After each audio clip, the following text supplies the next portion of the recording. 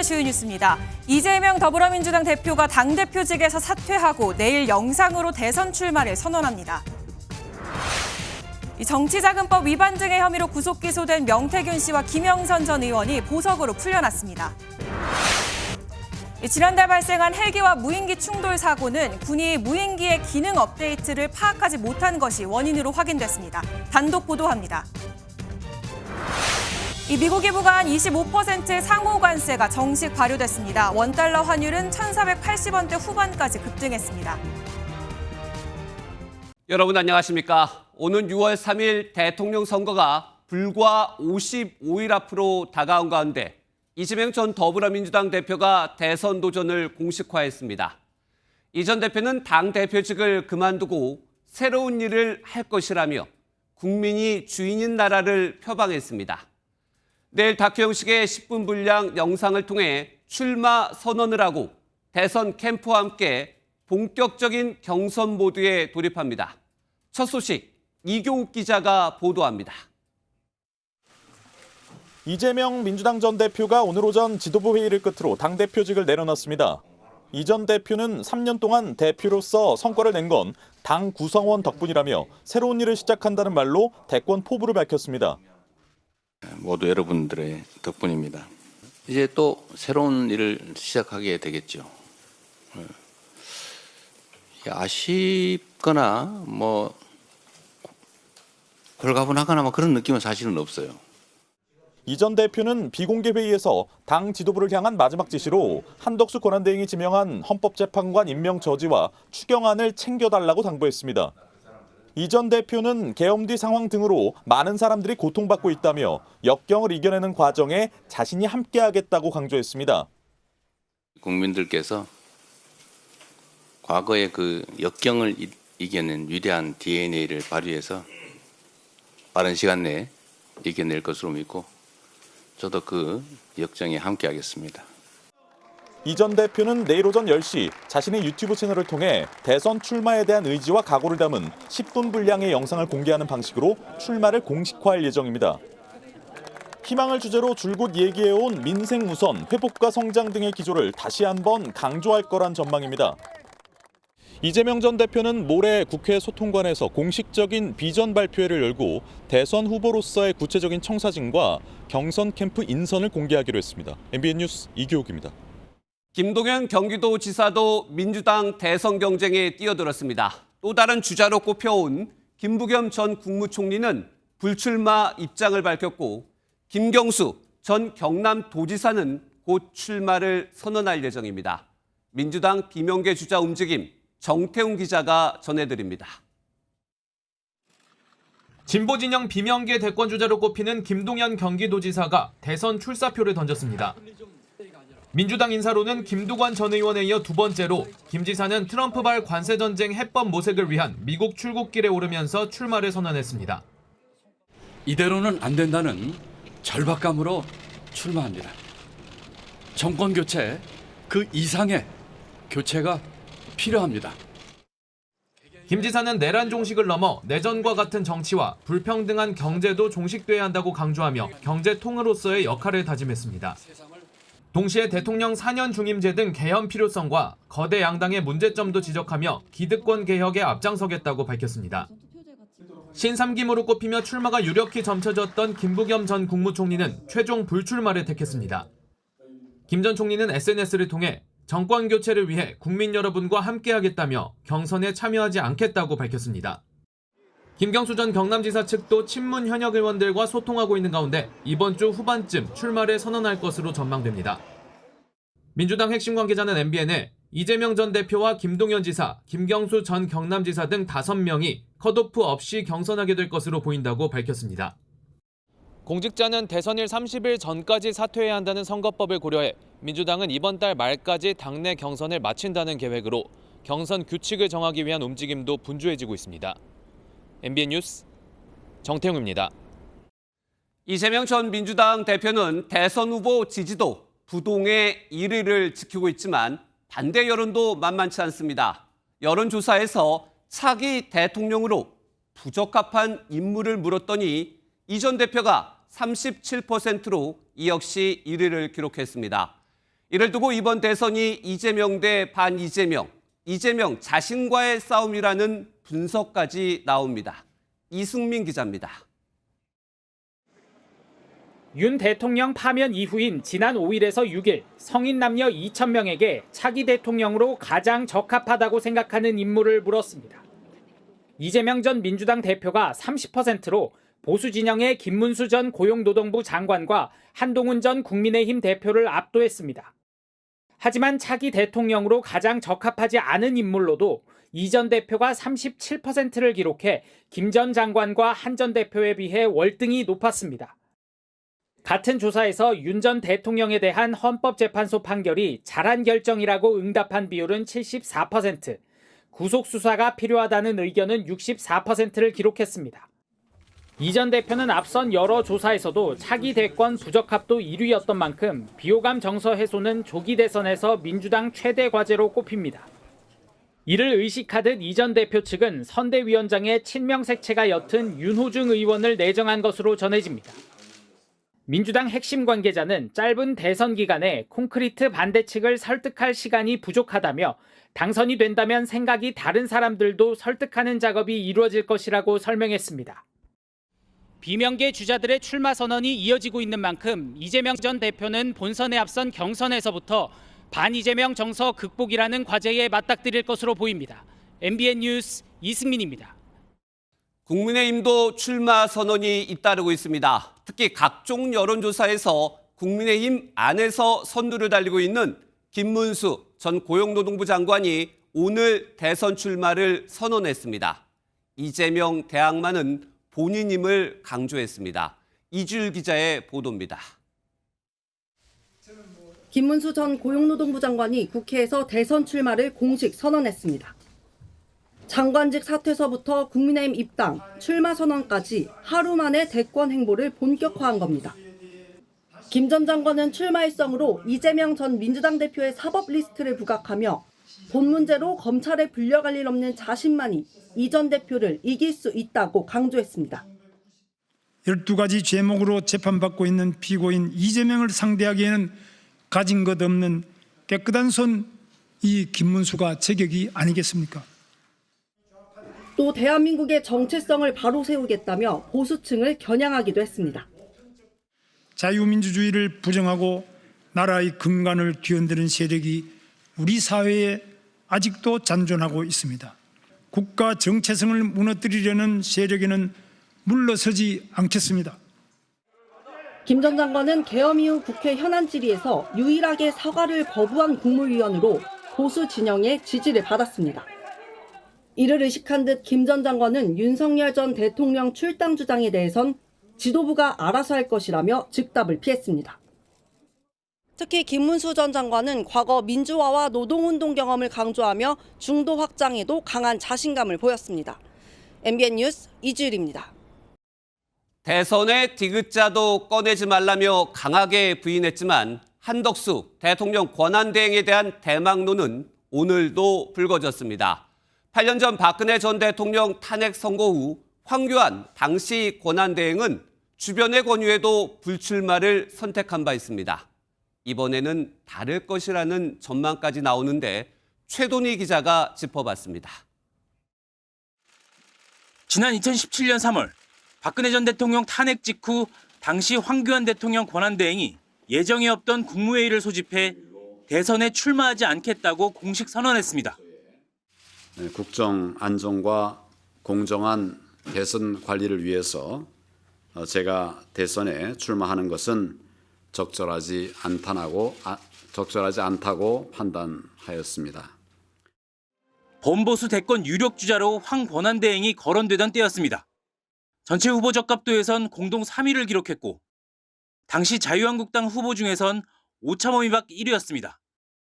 비상 상황에서 국정을 소홀히 할 수 없다는 이유였지만 탄핵 사태로 인한 책임론이 불거지면서 지지율 하락이 주된 배경으로 손꼽힙니다. 그런데 최근 한덕수 대망론이 확산되고 있습니다. 8년 전과 상황이 다른 데다 출신과 이력 등 개인 경쟁력도 갖췄다는 판단 때문입니다. 유력 주자가 없는 상황에서 국민의힘도 크게 마다하지 않겠다는 분위기입니다. 언론지상에 이름이 계속 오르내리고 있고 또 많은 의원들도 또 그분을 소홀하는 분들이 많이 계셔요. 다만 현실적으로 가능하겠냐는 회의론도 있습니다. 물리적으로 시간이 절대적으로 부족합니다. 또 세계적인 지금 그 금융 관세 장벽 문제라든지 풀어야 될 문제들이 지금 산적해 있습니다. 이에 대해 한 권한대행은 출마할 뜻이 전혀 없다는 뜻을 명확히 한 것으로 전해지고 있지만 급변하는 전국 속 정치권의 관심은 높아지는 분위기입니다. MBN 뉴스 최동입니다. 55일밖에 남지 않은 조기 대선 정치권 움직임 좀 더 살펴보겠습니다. 정치부 강용호 기자 나와 있습니다. 강 기자, 이제 이재명 전 대표죠. 내일 출마를 선언하게 될 것 같은데 어떤 형식입니까? 네, 앞서 전해드렸지만 내일 영상을 통해 출마 의사를 밝히고 금요일에 구체적인 내용까지 공개한다는 계획입니다. 네. 이재명 전 대표 측은 오늘 대선 경선을 위한 캠프 지원 단체 메시지방을 개설하기도 했습니다. 이 동시에 이 전 대표는 8년 만에 단독 저서인 결국 국민이 합니다를 내는데요. 예. 이 저서엔 12.3 비상계엄 선포와 해제, 윤석열 전 대통령 탄핵 소추안 의결 등에 대한 입장, 그리고 이 전 대표 개인의 인생이나 정치 철학 등도 담겼다고 합니다.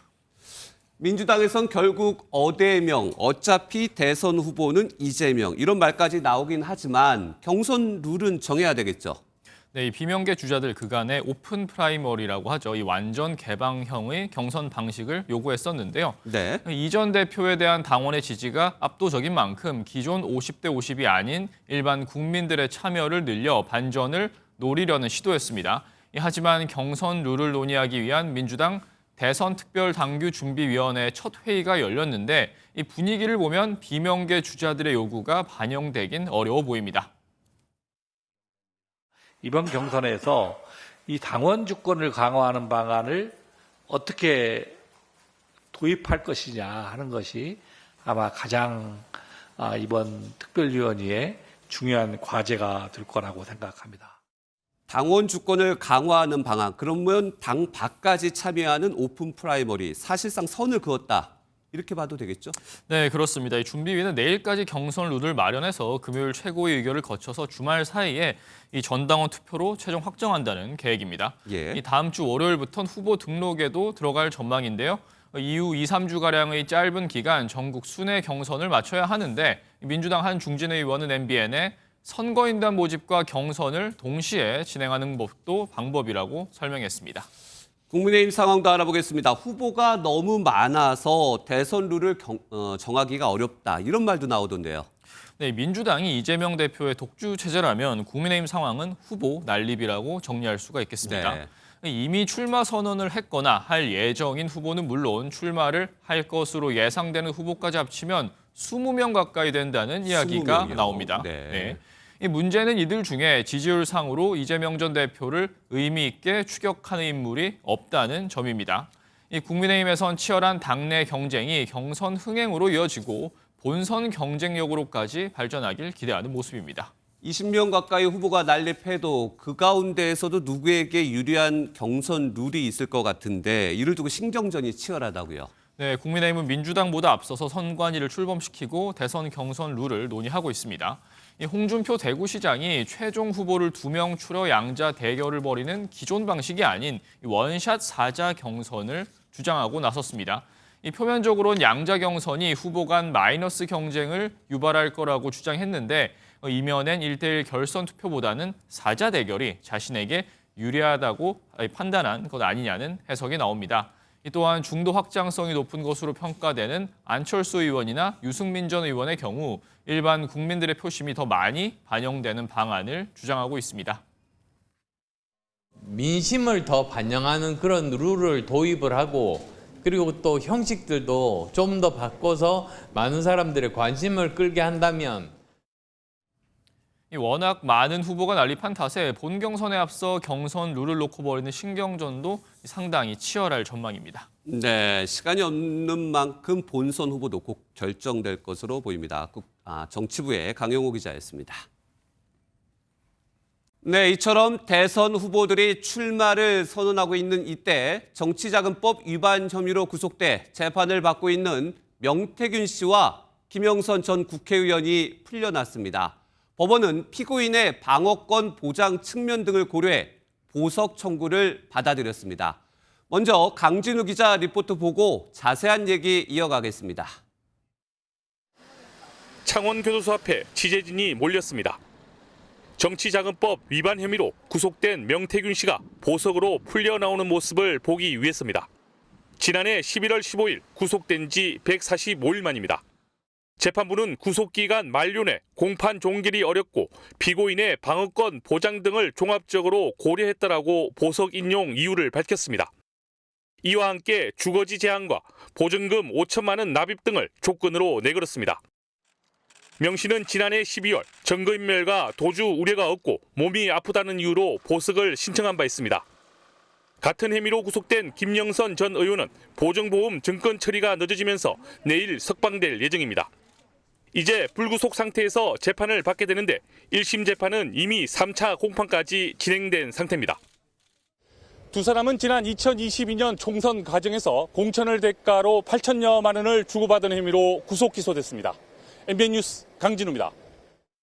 윤석열 전 대통령이 파면된 지 5일 만에 구속된 지 약 5개월 만에 명태균 씨가 풀려났습니다. 앞으로 전개될 수사가 다가오는 대선에 미칠 영향에도 관심이 집중되고 있습니다. 법조팀 이혁재 기자와 알아보겠습니다. 이 기자, 오늘 보석으로는 풀려났는데 바로 안 나왔어요. 그 이유가 있나요? 예, 일단 보석에는 조건들이 있습니다. 명 씨의 보석금 납부가 지연되면서 검찰이 석방 지휘를 곧바로 하지 않는 걸로 보이는데요. 네. 다만 보석금 일부를 낸 뒤 명 씨의 아내가 보증보험 증권 그리고 보석금에 대한 보증 서류 등을 제출하면서 풀려날 수 있었습니다. 취재진들이 명 씨가 수감돼 있던 창원교도소에서 기다리고 있었지만 명 씨는 별다른 입장 표명 없이 오후 6시 35분쯤 차량을 타고 빠져나갔습니다. 네, 지금 시점과 관련해서 윤석열 전 대통령 파면 선고 직후에 나왔잖아요. 그렇게 되면서 앞으로 이제 수사 방향에 관심이 쏠리고 있는데 먼저 쟁점부터 의혹과 정리해 볼까요? 예, 지난 대선 당시 명 씨가 윤 전 대통령 부부에게 여론조사 결과를 제공하고 그 비용을 치르지 않았다는 게 핵심인데요. 네. 여론조사 대가로 그러면 김영선 전 국민의힘 의원 등의 공천을 해준 것 아니냐는 게 밝혀져야 할 부분입니다. 예. 김건희 여사와 명 씨의 통화 녹취록이 최근 공개되기도 했었는데요. 먼저 들어보시겠습니다. 당선인이 지금 전화했는데 하여튼 당선인 이름 팔지 말고 그냥 미리라고 했어요. 지금 전화해서. 예, 고맙습니다. 당연하죠. 하여튼 너무 걱정하지 마세요. 잘 될 거예요. 예, 보석으로 풀려난 명 씨가 추가 녹취나 증거를 공개할 가능성도 있는데요. 조기 대선을 불과 50여일 앞두고 있는 만큼 공개되는 내용에 따라서 대선판에도 상당한 영향을 미칠 가능성도 배제할 수는 없어 보입니다. 김영선 전 의원과 관련된 의혹, 그것뿐만 아니라 지금 대선 후보들이 출마를 준비하고 있는데 오세훈 서울시장과 홍준표 대구시장 관련 수사도 진행되고 있죠. 예, 맞습니다. 검찰은 두 시장 역시 명 씨로부터 여론조사 결과를 제공받았는지 네. 또 비용은 제대로 지불했는지를 수사하고 있습니다. 오 시장은 2021년 서울시장 보궐선거, 홍 시장은 2022년 대구시장 보궐선거에서 각각 여론조사 결과를 제공받았다는 의혹을 받고 있고요. 오 시장의 경우 측근 소환 조사와 더불어 집무실 등에 대한 압수수색이 진행돼 검찰은 확보한 자료에 대해서 포렌식 작업을 진행 중입니다. 홍 시장의 경우는 측근이 강혜경 씨에게 계좌로 돈을 입금한 기록 등을 토대로 여론조사비 대납 의혹에 대한 수사가 계속되고 있습니다. 두 시장은 일단 좀 부인하고 있어요. 그럼 관련해서 결정적인 단서가 좀 있습니까? 아직까지는 없습니다. 오 시장과 홍 시장 모두 단호하게 명 씨와의 관계를 부정하고 있는데요. 두 시장이 명 씨와 직접 여론조사와 관련해 소통을 한 증거가 있는지가 핵심일 텐데요. 네. 꼭 직접 여론조사 결과를 받지 않았더라도 당시 선거 캠프에서 명 씨에게 여론조사 결과를 받고 이를 활용하고 있다는 사실을 알고 있었는지도 중요합니다.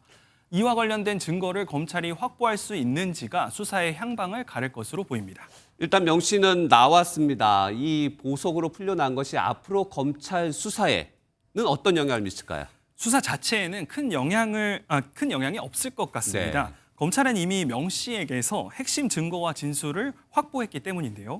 명 씨의 보석보다는 윤 전 대통령 부부 등 주요 피의자에 대한 소환 조사가 어떻게 이뤄지는지가 중요하다는 게 법조계의 시각입니다. 네, 명 씨와 관련된 수사는 앞으로 뉴스에서도 계속 지켜보겠습니다. 여기까지 듣겠습니다. 법조팀 이혁재 기자였습니다.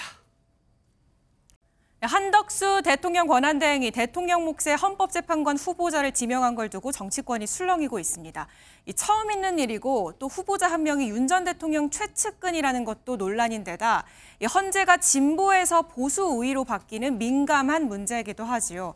그래서 오늘 법사위에서도 격돌했습니다. 이 지명을 철회해야 한다, 아니다, 아무 문제 없다 의원들이 고성을 주고받았고요. 민주당은 권한대행의 임명권을 제한하는 법안도 의결했습니다. 김도형 기자입니다. 한덕수 대통령 권한대행의 이완규 법제처장 헌법재판관 후보자 지명을 두고 더불어민주당은 날선 공세를 이어갔습니다. 이완규 법제처장이 대통령 측근이라고 하는 것은 세상 만사가 다 압니다. 집사 변호사 아니에요? 권한대행의 권한 범위는 현상 유지다. 정책 전환이나 대대적 인사 변동은 불가능하다라는 것이 학계의 정설이자 통설 다수설 아닙니까? 국민의힘은 아무 문제 없는 지명이라며 한덕수 권한대행 감싸기에 나섰습니다. 임명하지 않는 거에 대해서 문제가 있다고 했다가 대통령의 권한 행사에 의해서 지명하는 행위에 대해서 문제가 있다고 하는 것은 저는 논리적으로 납득하기 어렵고요. 이완규 법제처장은 권한대행의 결정을 존중한다면서도 일각에서 제기된 당적 보유 의혹에 대해선 강하게 부인했습니다. 국민의힘 당적을 보유한 적이 없습니다. 어떤 정당에도 가입해서 정치활동을 한 적은 없고요. 국민의힘 반발 속에 헌법재판소법 개정안은 법사위 문턱을 넘겼습니다. 대통령 권한대행이 재판관 지명을 하지 못하도록 하고 후임자 지명이 없으면 기존 재판관의 임기를 연장하는 내용이 주요 골자입니다. 개정안이 통과되면 이완규, 함상훈 재판관 후보자 지명은 무효로 하도록 소급 적용하는 내용도 함께 포함됐습니다. 더불어민주당은 한덕수 대통령 권한대행이 지명한 헌법재판관 후보자들의 인사청문회를 보이콧하는 방안을 검토하고 있습니다. MBN 뉴스 김도형입니다. 논란의 핵심은 한덕수 권한대행의 권한이 어디까지냐인데 민주당은 명백한 월권이라며 헌법 소원을 포함해 법적 조치까지 예고했지요. 법조계에선 문제는 맞지만 한 대행의 임명을 현실적으로 막을 방법은 없다고 보고 있습니다. 현지호 기자입니다. 한덕수 대통령 권한대행이 대통령 몫의 헌법재판관 2명을 지명하면서 이른바 월권 논란이 커지고 있습니다. 국회나 대법원장 몫의 재판관 임명은 형식적 절차로 권한대행이 할 수 있지만 대통령 몫 재판관 지명은 전례를 찾아보기 어렵다는 겁니다. 앞서 헌법재판소는 한 대행에 대한 탄핵 심판을 기각하면서 결정문에 이와 관련한 판단을 담았습니다. 헌재는 대통령 권한대행은 간접적인 민주적 정당성만 보유한다. 예비적, 보충적으로만 직무를 대행한다고 지적했습니다. 대통령 고유 권한을 적극적으로 행사하는 건 부적절하고 현상 유지를 위한 권한 행사만 가능하다는 취지로 풀이됩니다. 문제는 한 대행의 재판관 지명을 막을 방법이 법적으로는 사실상 없다는 점입니다. 더불어민주당은 권한쟁의 심판이나 헌법소원을 제기하면서 동시에 효력정지 가처분 신청 등 법적 조치를 검토하겠다고 밝힌 상태입니다. 하지만 권한쟁의 심판의 경우 국회가 침해당한 구체적 권한이 무엇인지 불분명하고 헌법소원은 한 대행의 재판관 지명으로 이익이 침해된 당사자만 청구할 수 있어 자격 요건이 문제될 수 있습니다. 만약 효력정지 가처분이 인용된다면 헌법재판 결론이 나오기까지 재판관 지명을 막을 수는 있겠지만 헌재가 가처분도 각하할 가능성이 있습니다. 한 헌법학자는 대통령 권한대행이 어떤 권한까지 행사할 수 있는지는 정치적 해석의 영역이지 법적으로는 모든 권한을 행사할 수 있다고 설명했습니다. 조기 대선을 불과 50여일 앞둔 시점에서 한 대행이 대통령 몫 재판관 지명을 강행하면서 이를 둘러싼 논쟁은 한동안 계속될 전망입니다. MBN 뉴스 현지호입니다. 이 대선 당일 개헌 국민투표를 동시에 하자던 우원식 국회의장, 자신의 제안을 사흘 만에 철회했습니다. 이 철회 배경으로 전국 혼란을 들었지만 민주당 내 반발에 부딪힌 결과라는 해석도 나옵니다. 김지영 기자입니다. 헌재의 대통령 파면 선고 이틀 뒤 우원식 국회의장은 긴급 기자회견을 열고 개헌 카드를 꺼내들었습니다. 새 대통령의 임기가 시작되기 전에 물꼬를 터야 합니다. 이번 대통령 선거일에 개헌 국민투표를 동시에 시행할 것을 제안합니다. 하지만 불과 사흘 만에 우 의장은 대선 개헌 동시투표 제안을 철회했습니다. 우 의장은 SNS에 국민 공감대에 기초한 정당 합의로 대선 이후 논의를 이어가자며 대선 주자가 공약으로 제시해달라고 밝혔습니다. 우 의장의 제안을 사실상 거부하며 대선 이후 개헌을 주장한 이재명 전 더불어민주당 대표의 입장과 같은 맥락입니다. 지금은 정말 내란 종식이 먼저입니다. 각 대선 후보들이 국민에게 약속을 하고 대선이 끝난 후에 최대한 신속하게 개헌을 그 공약대로. 그러면서 국민의힘이 주장하는 국회 권한 축소 개헌 방향은 사실상 합의가 불가능하다며 입장을 바꾼 이유를 국민의힘에 돌렸습니다. 국민의힘은 이 전 대표와 우 의장을 동시에 겨냥했습니다. 권영세 국민의힘 비상대책위원장은 국회의장조차도 버텨내지 못하는 1인 독재 정당, 민주당의 현실을 보여준다고 비판했습니다. 우 의장에 대해서는 이재명의 민주당과 개딸 세력에 굴복한 것이라며 3일 몽상에 그친 리더십 부재를 반성해야 한다고 지적했습니다. MBN 뉴스 김지영입니다. 예, 오늘 정치톡톡은 국회팀 정태진 기자와 함께하겠습니다. 정 기자, 일단 정치권이 본격적인 대선 레이스에 돌입을 했는데 오늘 국민의힘에선 대선 주자들의 입당과 탈당이 이어졌어요. 먼저 입당 인물부터 볼까요? 그렇습니다. 먼저 김문수 전 장관이 5년 만에 국민의힘으로 돌아왔습니다. 예. 김 전 장관은 지난 2020년 전광훈 목사와 자유통일당을 창당해서 국민의힘의 전신인 자유한국당을 떠난 바 있죠. 김문수 대표님을 위해서 박수와 환호까지 부탁드립니다. 김 전 장관은 오늘 당 지도부와 만났는데 이 자리에서 입당 원서를 제출했습니다.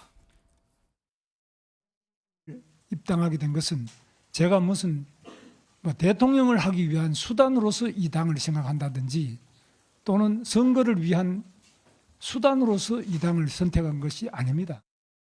지도부도 김 전 장관과의 면담 자리까지 마련해서 김 전 장관을 띄워줬습니다. 네, 지도부 입장에선 후보를 띄워서 경선을 흥행시키려는 목적도 있었을 테고요. 그런데 황교안 전 국무총리의 경우에는 대선에 나가려고 탈당을 했어요. 이건 왜 그런가요? 네, 황교안 전 총리는 오늘 무소속으로 대선에 출마하겠다고 밝혔습니다. 예. 국민의힘을 탈당하겠다는 건데 그 이유 뭐라고 밝혔을까요? 제가 탈당을 하는 이유는 부정선거를 바로잡기 위해 결코 싸울 수가 없기 때문에. 황 전 총리는 부정선거 척결이 핵심이라고 밝혔는데 국민의힘이 부정선거에 동조할 리가 없고 당내 경선에서 승산이 없다는 판단이 깔린 걸로 보입니다. 예, 그럼 이번엔 민주당 소식으로 가보죠. 이재명 전 대표가 오늘 마지막 최고위를 주재했는데 분위기가 좋았나 봐요. 네, 보시는 것처럼 민주당 최고위는 시작부터 끝까지 웃음이 끊이질 않았습니다. 예. 전현희 최고위원은 최근 인기를 끌고 있는 배우 아이유, 박보검 주연의 드라마 제목을 인용해서 이재명 대표를 치켜서였는데 들어보시죠. 많이 배웠습니다. 진심으로 고맙습니다. 대표님, 폭삭 속았수다. 네. 폭삭 속았수다는 무척 수고했다는 제주 방언이죠. 이 전 대표는 이처럼 한박 웃음을 보였는데 박찬대 원내대표의 이 한마디에 또 한 번 박장대소했습니다.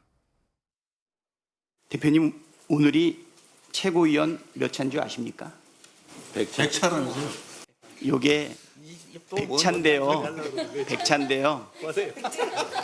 100차인데요. 이 이후에는 박찬대 갑니다. 네. 최고위가 끝나고는 로텐더홀 계단에서 단체 사진을 찍기도 했고 이전 대표 퇴청까지 굉장히 화기애애한 분위기였습니다. 예, 참 이 썰렁한 개그에 웃음꽃이 피었는데 오늘 국회 전반적인 분위기는 또 이렇게 화기애애만 하진 않았습니다. 여야가 오늘도 크게 충돌했죠. 맞습니다. 여야가 늘 치열하게 대립하는 법사위 얘기입니다. 예. 앞서 보신 것처럼 한덕수 대통령 권한대행의 헌법재판관 지명과 관련해서 긴급 현안 질의가 열렸습니다. 헌법재판소법 개정안이 민주당 주도로 통과되는 과정에서 회의장을 발칵 뒤집은 발언이 나왔습니다. 아직도 내란이라고 내란 동존이 내란 선동인 이러고 있으니 대한민국 국민을 개돼지로 알지 않으면 그렇게 가능하겠습니까? 여러분들이 그렇게 보지 않으면 어떻게 아직도 내란 선동이라고 하지 않냐고. 정말 도를 지나치게 민주당의 반발이 이어지자 유상범 의원은 오해 없으시면 좋겠다고 해명했지만 신경전은 계속됐습니다. 예, 잘 들었습니다. 지금까지 정태진 기자였습니다. 예, 지난달 무인기와 헬기가 충돌하는 사고가 있었죠. MBN이 확보한 군 내부 제보에 따르면 그 사고 원인이 놀랍습니다. 이미 6년 전에 무인기가 자동 착륙하는 기능이 담긴 업데이트가 진행이 됐는데 군이 이걸 제대로 파악하지 못했습니다. 무인기가 자동 착륙하를 하자 깜짝 놀란 조종사가 다시 이륙시키는 과정에서 이 사고가 났다는 겁니다. 먼저 주진희 기자의 단독 보도로 시작합니다. 지난달 17일 착륙하던 헤론 무인기가 충돌 사고를 내면서 300억 상당의 수리온 헬기, 30억 원의 무인기가 모두 전소하는 피해를 입었습니다. 군의 기강회의 등이 도마에 올랐고 군은 중앙사고위원회를 꾸렸습니다. 헬기와 충돌하기까지 속도가 지속적으로 상승했던 현상은 있었고 왜 그렇게 해서 속도가 상승되었는지 여부에 대해서는 추가적으로 확인을 하고 있습니다. MBN 취재 결과 조사 과정에서 무인기 소프트웨어 업데이트가 원인이라는 정황이 포착된 것으로 전해집니다. 무인기는 6.5m 정도로 내려오게 되면 자동 착륙 형태로 변화하는데 이 기능은 2019년 업데이트된 것으로 전해집니다. 그런데 추미애 의원실을 통해 확보한 군 내부 제보에 따르면 이 사실을 제조사와 중개상 아무도 알려주지 않은 것으로 전해집니다. 제보자는 업데이트 사실을 몰랐던 조종사가 무인기가 자동 착륙하려고 하니 다시 이륙시키려고 조종했고 그러던 중 기체가 흔들리며 헬기와 충돌했다고 밝힌 겁니다. 이스라엘 제조사 사이트에 들어가 보니 실제 자동 이착륙 시스템이 적용돼 있다고 홍보하고 있습니다. A major step in UAV aviation by takeoff and landing from Ben Gurion International Airport. 자동 이착륙 업데이트가 적용된 뒤 6년 동안 우리 군이 제대로 확인하지 못해 대형 사고로 이어질 뻔했다는 비판을 피할 수 없어 보입니다. MBN 뉴스 주진입니다. 네, 보신 것처럼 이러한 인재 정황을 파악했음에도 군의 내부 조사 결과는 영딴판입니다. 인적 과실이나 장비 결함은 없었고 돌풍으로 인한 사고라는 게 군 내부 결론입니다. 부실 조사 아니냐는 의혹이 제기될 전망입니다. 강재묵 기자가 이어갑니다. 육군 중앙사고조사위원회는 무인정찰기와 수리온 헬기의 충돌 원인이 돌풍으로 결론 지은 것으로 확인됐습니다. 군 관계자는 사고 무인기가 활주로에 착륙하려던 중 갑자기 발생한 급변풍으로 인해 방향이 오른쪽으로 꺾이면서 헬기로 돌진한 것으로 파악된다고 설명했습니다.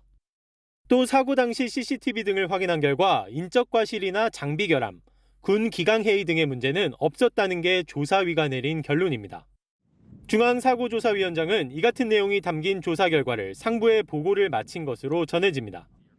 결과에 무인정찰기의 업데이트가 전파되지 않은 점 등은 제대로 반영되지 않은 것으로 전해져 부실 조사 논란이 불가피해 보입니다. 최첨단 기능을 인지하지 못한 명백한 인재인 것입니다. 자연재해 탓을 대면서 사고를 얼버무리려 하고 있는데 제대로 진상규명이 돼야 합니다.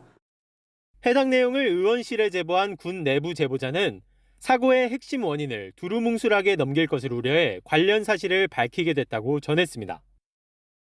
군 당국은 조만간 사고 조사 결과를 발표할 예정입니다. 진상이 규명될지 아니면 의혹이 더 커질지는 발표 내용에 달려 있습니다. MBN 뉴스 강재묵입니다. 지난해 전국의 각 교육지원청에 교권보호위원회가 설치됐습니다. 상습 민원을 넣는 학부모, 또 도를 넘게 대드는 학생으로부터 교사들을 지켜주자는 취지였는데요. 하지만 그렇다고 지나친 교권보호가 용납되는 건 아닐 겁니다. 선생님 예쁘세요라는 한 초등학생의 말을 위원회가 교권 침해로 판단해 논란입니다. 어떤 사연인지 안병수 기자가 취재했습니다. 지난해 초등학교 5학년 개학식 날 담임교사에게 건넨 인사가 징계로 되돌아올 줄은 몰랐습니다. 선생님 예쁘세요라는 발언이었습니다. 체육관에서 모든 학생들이 모였고 교실로 들어가는 과정에서 선생님에게 인사식으로 선생님 예뻐요 친근의 말로 건넨 거고 선생님 역시 고마워 하고 어깨를 톡톡 건드려 주셨다고. 당시 문제 삼지 않았던 교사는 9개월이 지나서야 이를 교권보호위원회에 신고했습니다. 위원회는 아이가 성적 수치심을 줬다고 판단했는데 법조계에서는 과했다는 평가입니다.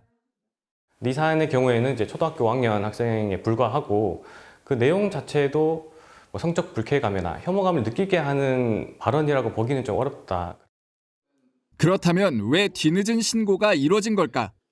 해당 초등학생은 같은 반 아이에게 강제추행을 당하는 등 심각한 학교폭력 피해자로 확인됩니다. 이에 학부모가 아이를 방치했다며 아동학대 혐의로 담임교사를 고소하자 담임교사 역시 아이의 발언을 뒤늦게 신고한 겁니다. 사실상 맞불이었다는 게 학교 측 입장입니다. 학부모님께서 교사를 아동학대로 신고를 하셨어요. 그래서 이제 맞대응하시면서 교육활동보호 사안으로 이제 선생님이 교육청에 신고를. 관계교육지원청은 판정 경위를 묻자 비공개 사안이라며 답변을 거부했고 신고자인 교사 역시 취재에 응하지 않았습니다. 교보위 심의 사건은 지난해 상반기에만 1,300건, 하루 평균 15건에 육박할 정도로 밀려드는 상황. 하지만 교권보호 이면의 신고 남용과 무분별한 판정으로 상처 입는 학생이 양산되는 이른바 교권의 역습도 우려됩니다. MBN 뉴스 안병수입니다. 중장년층 3명 중 2명은 자식의 성공이 부모에게 달렸다고 여겼고 자녀 역시 비슷한 생각을 하고 있는 걸로 나타났습니다. 부의 대물림에 대한 인식이 점점 더 관대해지고 있는 겁니다. 한범수 기자가 자세히 전해드립니다. 자녀의 성공은 부모 책임일까요? 45세에서 69세 사이 중장년층에 물었습니다. 대답은 한쪽으로 쏠렸습니다. 응답자의 66.9%가 자녀의 성공과 실패는 부모 책임이라고 답한 겁니다. 워낙에 집값도 비싸고 물가도 비싸고 애들 교육비도 비싸고 다 비싸니까 조금 도와주면 아무래도 쉽겠죠. 부모의 최종 학력이 높을수록 자산 규모가 커질수록 이 같은 인식은 강해졌습니다.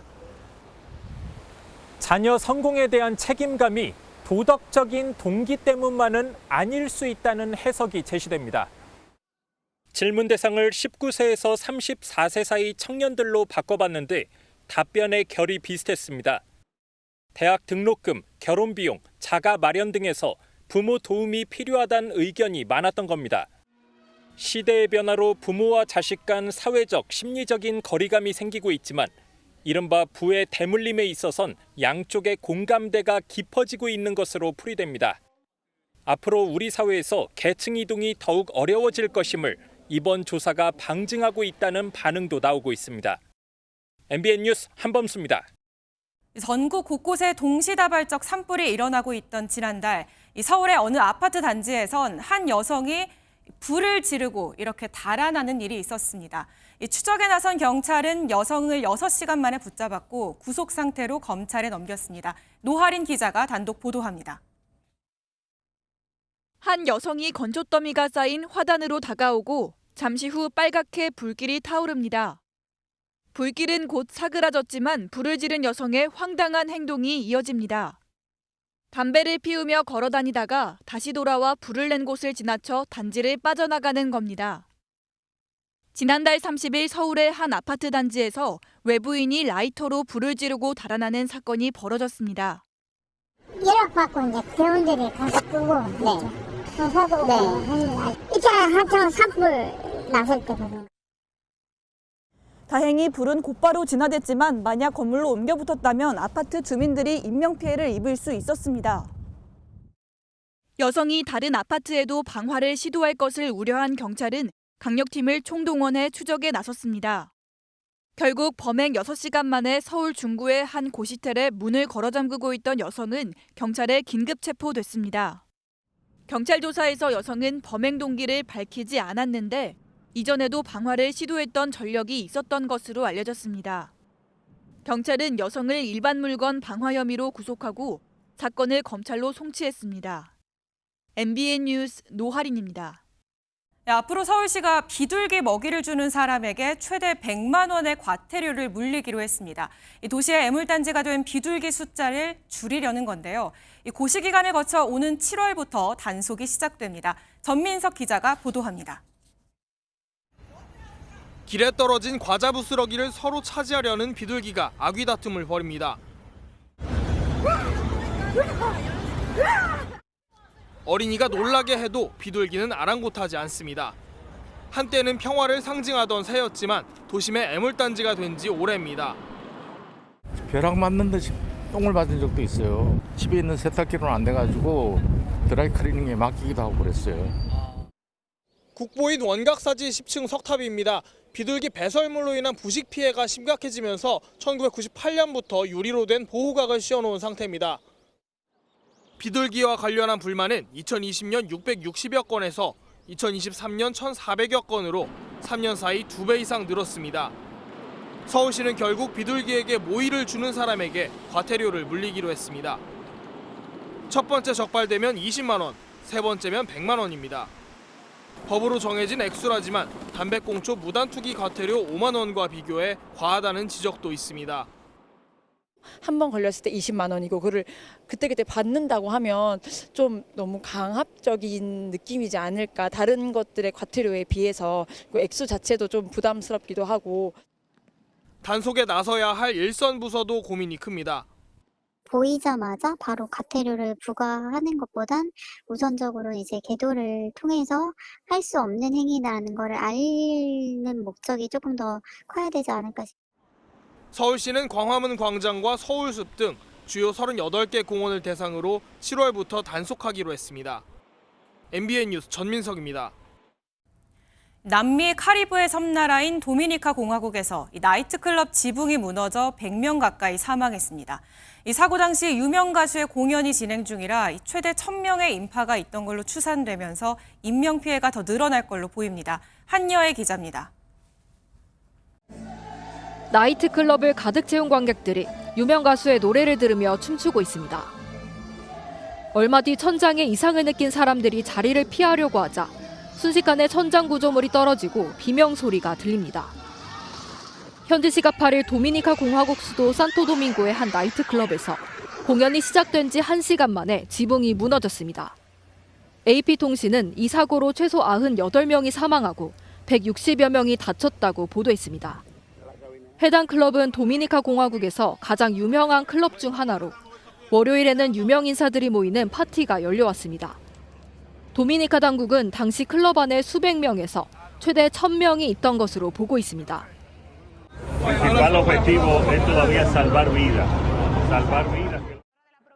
이번 공연에 도미니카 공화국의 한 주지사와 전 메이저리그 투수 옥타비오 도텔도 가수의 공연을 보러 왔다가 참변을 당했습니다. 현장에서 매몰자 수색 작업이 진행되고 있는데 피해 규모는 더 늘어날 것으로 보입니다.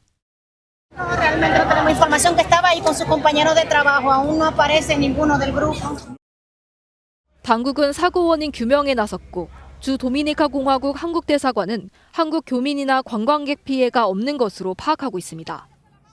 MBN 뉴스 한여입니다. 우주비행사 존이김이 한국계 최초로 지구를 떠나 우주정거장에 도착했습니다. 군인부터 의사, 우주인까지 접수한 이 성공 스토리에 미국 언론은 아메리칸 드림을 3번 이뤘다며 존이김을 주목했습니다. 김문영 기자입니다. 3, 2, 1. Engine ignition and liftoff. 미국 항공우주국 나사 소속 한국계 우주비행사인 조니 김을 태운 우주선이 불을 뿜으며 힘차게 지구 밖을 향해 출발합니다. 우주선은 3시간 동안의 비행 끝에 국제우주정거장 ISS에 안착했습니다. One meter.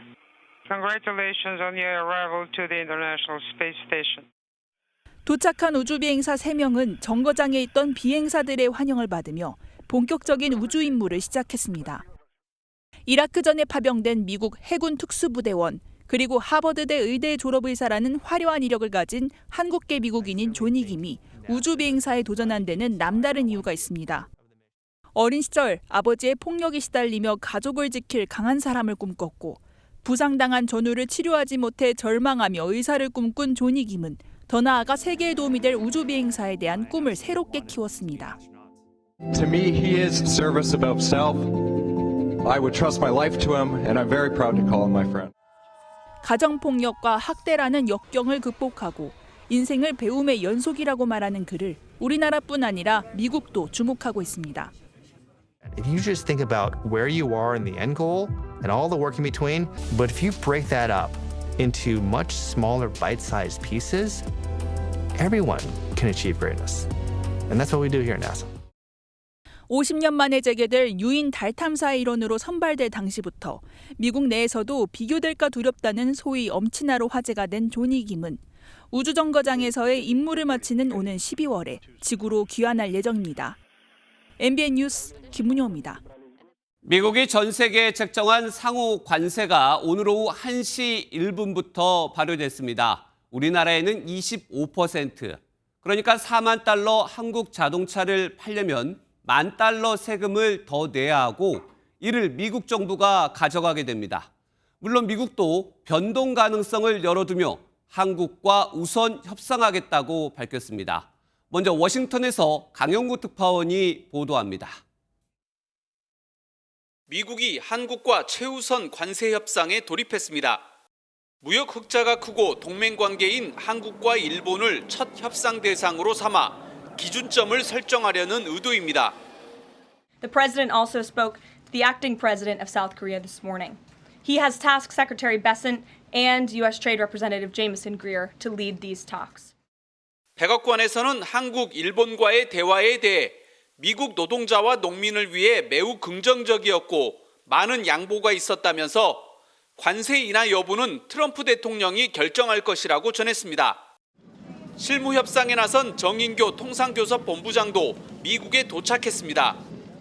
양국 간 협상은 상호 관세 문제를 비롯해 비관세 장벽과 알래스카 LNG, 조선산업협력, 그리고 방위비 분담금까지 경제와 안보를 총망라해 이루어질 예정입니다. 알래스카 LNG 건도 중요한 부분이고 또 이미 양국 간 협의가 진행되고 있는 조선도 미척이 가장 관심을 갖는 영역 중에 하나이기 때문에 이런 가운데 트럼프 대통령은 관세 덕분에 미국이 엄청난 돈을 벌고 있다고 주장하며 최대한 실리를 챙기겠다는 의중을 내비쳤습니다. We're making $2 billion a day. In addition, we have a lot of countries coming to see us that want to make a deal. 급변하는 트럼프 대통령의 관세 정책은 우리 정부의 기민한 대응을 요구하고 있습니다. 워싱턴에서 MBN 뉴스 강영구입니다. 중국은 우리나라의 4배가 넘는 104% 관세를 얻어맞았습니다. 미국에서 4만 달러 중국 자동차를 살려면 세금으로 차값보다 비싼 4만 1,600달러를 더 내야 한다는 얘기입니다. 결사항전을 밝힌 중국, 트럼프 상대로 심리전도 이어가고 있습니다. 이 내용은 베이징에서 김한준 특파원입니다. Markets shrink and collapse, businesses and industries shut down, and millions of people lose their jobs. 지난 1987년 로널드 레이건 전 미국 대통령이 관세에 대해 연설한 영상입니다. 레이건 전 대통령은 관세 부과가 애국적인 행동처럼 보일 수 있지만 효과는 단기적이고 결국 미국의 번영을 무너뜨릴 것이라고 주장했습니다. 38년 전에 레이건을 소환한 건 중국 외교부의 마오닝 대변인이었습니다. 트럼프 대통령과 같은 공화당 출신의 레이건의 연설을 SNS에 공유하며 관세 강화가 미국 경제를 둔화시킬 것이라는 기존 입장을 다시 강조한 겁니다. 关税等贸易壁垒不符合任何一方的利益，也不利于全球经济繁荣稳定。 104% 관세를 얻어맞은 중국은 미국의 경제사회 전반에 걸쳐 타격을 줄 수 있는 반격 카드를 검토하고 있습니다. 미국 농산품에 대한 관세 인상을 필두로 미국 회사의 중국 진출 제한, 영화 등 문화예술에 대한 제재, 미국 관세 부과의 명분이었던 펜타닐 협력 중단까지 포함될 것으로 알려졌습니다. At the end of the day, if indeed we come down to a doomsday scenario, it's still bearable. 중국이 심리전을 포함한 모든 분야에서 강경 대응에 나서면서 미중 무역 전쟁도 장기전으로 갈 가능성이 커지고 있습니다. 베이징에서 MBN 뉴스 김한준입니다. 미국의 관세 폭탄은 우리 금융시장을 과거 외환위기 때처럼 공포로 몰아갔습니다. 원달러 환율은 급등하며 16년 만에 최고 수준으로 심리적 마지노선인 1,500원에 육박했고 코스피도 17개월 만에 2,300선이 무너졌습니다. 강서영 기자입니다.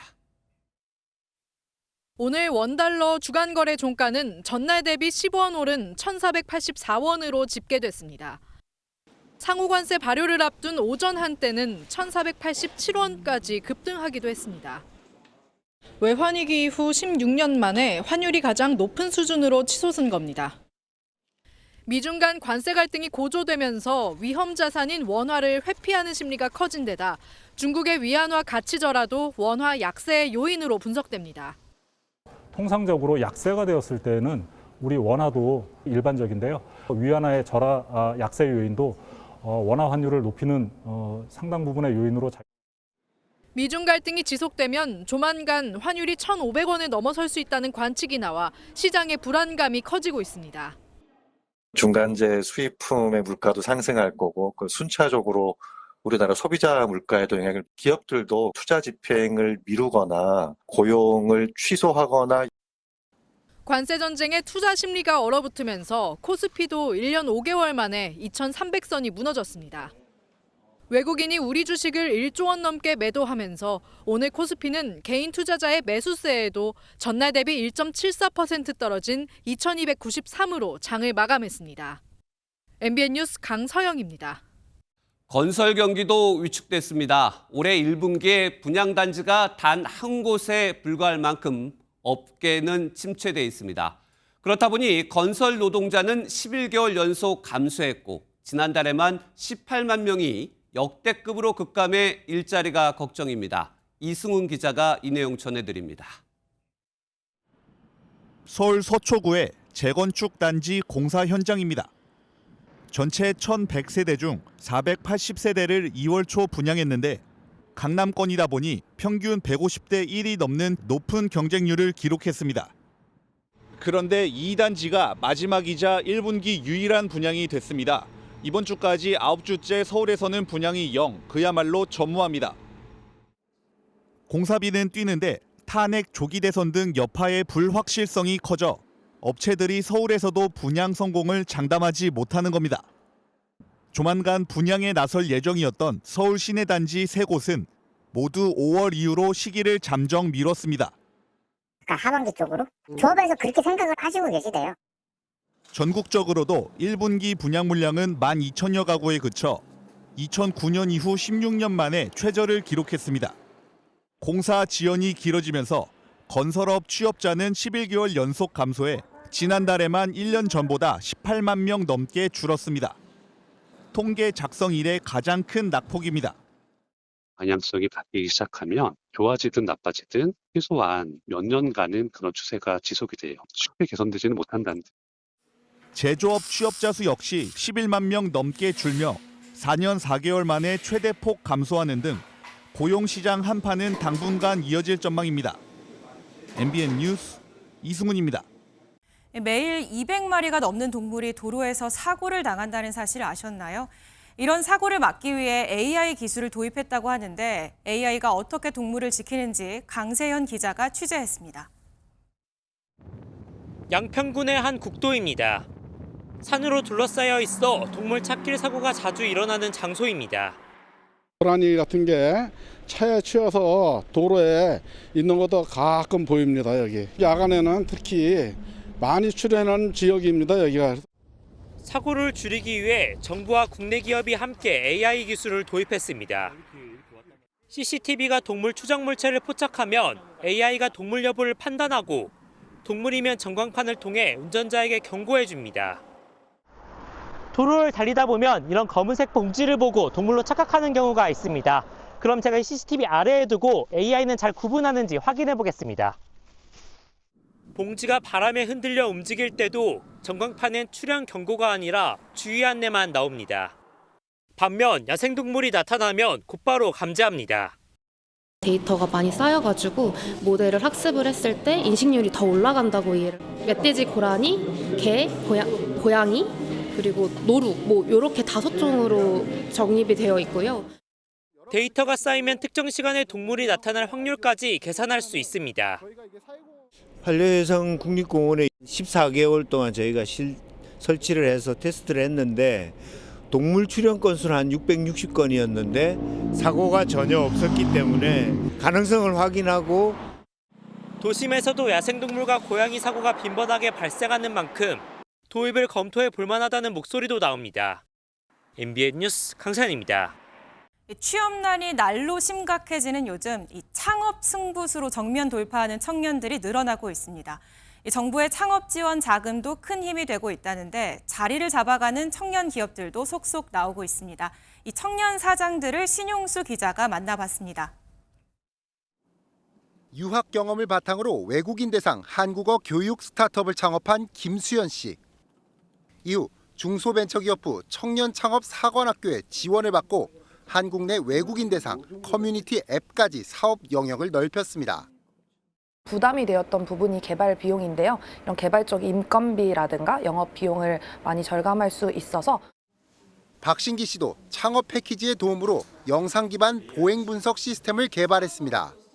지난해 의료기기 인증을 받고 첫 판매도 성공했습니다. 임상연구 비용, 그리고 의료기기 인증 관련한 각종 컨설팅 비용이나 인증 수수료 등에서 도움을 많이 받았습니다. 성공 사례가 속속 나오면서 정부 지원을 신청한 청년 사장들의 희망도 커지고 있습니다. 식품 신선도 개선 포장재를 만든 청년 기업은 지원을 받게 되면 더 적극적인 영업이 가능할 것으로 기대합니다. 설명이 필요한 제품이다 보니까 저희가 지원을 받게 되면 영업을 뛰는데 좀 더 수월하게. 중기부는 올해 청년창업사관학교, 창업 패키지 등 청년 창업 지원 프로그램에 1,700억 원 이상의 예산을 투입하고 있습니다. 젊은 창업자들이 기업가 정신을 가지고 혁신적인 기업을 만들어서 성장을 시켜야만 한국 경제에 이렇게 도움이 되는. 올해도 2,000여 곳의 청년 기업들이 정부 지원으로 희망찬 첫 발을 내디딜 전망입니다. MBN 뉴스 신용수입니다. 스포츠 뉴스입니다. 배구 여제 김연경 선수가 V리그에서 통산 4번째 우승 트로피를 들어올리면서 선수 생활의 끝을 화려하게 마무리했습니다. 내가 원하는 모습으로 은퇴하게 됐다며 환하게 웃은 우리의 배구 여제 최영규 기자가 취재했습니다. 20년 프로 생활의 마침표를 찍는 마지막 경기에서도 김연경은 배구 여제답게 자신의 손으로 마지막 소원이었던 우승을 거머쥐었습니다. 5차전 풀세트까지 몰린 상황에서 올 시즌 최다 34점을 퍼부은 활약은 이보다 더 멋질 수 없는 여제의 마지막 모습 그 자체였습니다. 제가 계획했던 대로 이렇게 마무리가 된 것 같아서 오늘 이 순간에는 기억에 남을 것 같고요. 2005년 데뷔하자마자 시즌 3관왕으로 한국생명의 우승을 이끈 김연경은 9번의 올림픽에서 4강 신화를 썼고 마지막 시즌에도 친정팀에 우승 트로피를 안겼습니다. 100년에 한 번 나올까 말까한 선수라는 평가답게 온갖 최다 기록은 다 자신의 이름을 새겨둔 김연경은 다음 주 18년 만에 통합 MVP 수상도 사실상 예약해둔 상태입니다. 해외 무대 개척과 연봉 상한선 인상 등 배구 발전에도 기여한 김연경의 발걸음은 은퇴 후에도 계속 이어질 것이라고 예고했습니다. 뭐 지도자도 생각이 있고 뭐 행정적으로도 생각이 있고요. 또 뭐 방송 쪽도 뭐 생각이 있고 저도 옆에서 도울 수 있는 것도 도우면서 여자들과 또 다시 한번 더 성장할 수 있도록. 다음 달 자신이 이끄는 재단에서 여는 이벤트 대회와 은퇴식에서 김연경은 팬들에게 선수 김연경의 마지막 미소를 선물할 예정입니다. MBN 뉴스 최영규입니다. 전국 곳곳에 내리는 비는 내일 새벽까지 이어지겠습니다. 이번 비가 건조함을 해소시켜 줄 텐데요. 다만 황사가 섞여 내릴 가능성이 있겠고요. 서해안에는 기상해일이 발생할 수 있어 주의하셔야겠습니다. 예상 강수량은 중부지방에 5mm 미만, 남부지방에 5에서 20mm, 제주는 최고 40mm가 되겠습니다. 대기가 정체되면서 내일 수도권과 충남을 중심으로는 초미세먼지 농도가 높게 나타나겠습니다. 내일 오후부터 하늘이 차차 개겠습니다. 경북 지역은 늦은 오후 한때 비가 지나겠고 쌀아구박이 떨어질 수 있겠습니다. 내일 중부지방 아침 기온은 서울이 9도, 대전은 10도로 출발하겠고 한낮에는 20도 안팎까지 오르겠습니다. 남부지방도 아침엔 10도 안팎으로 출발하겠고 한낮엔 광주가 21도, 대구는 22도까지 오르겠습니다. 모레까지 평년보다 따뜻하겠지만 주말에는 또 전국에 비가 내리면서 부쩍 쌀쌀해지겠습니다. 날씨였습니다.